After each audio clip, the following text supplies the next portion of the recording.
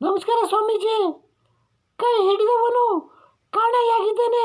ದಯವಿಟ್ಟು ಎಲ್ಲೋಗಿದ್ದಾನೆ ತಿಳಿಸುವಿರೋ?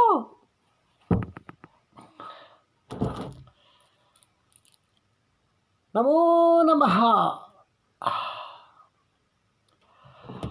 ಪ್ರಸ್ತುತ ನೀನು ನಿನ್ನ ಗಂಡನಿಗೆ 3ನೇ ಸ್ಟೆಪ್ನಿ.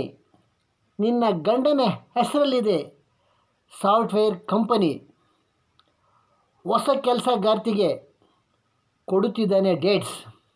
ಆದ್ದರಿಂದ 15 ದಿನಗಳ ಕಾಲ ಮನೆಗೆ ಬರುವುದು ಲೇಟ್.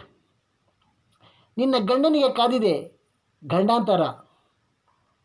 ಮನೆಗೆ ಯಾರನ್ನೂ ಸೇರಿಸಬೇಡಿ, ಕಾಯ್ದುಕೊಳ್ಳಿ ಅಂತರ. ಮನೆಗೆ ಬಂದಾಕ್ಷಣ ಈಗ ಕಟ್ಟಿಕೊಳ್ಳಿ ಈ ಅಸ್ಥಿಬಂದಿ. ನಿನ್ನ ಗಂಡ ಆಗುತ್ತಾನೆ ನಿನಗೆ ಸೆರೆಬಂದಿ. ಹೋಗಿ ಬಾ. ಧನ್ಯವಾದಗಳು.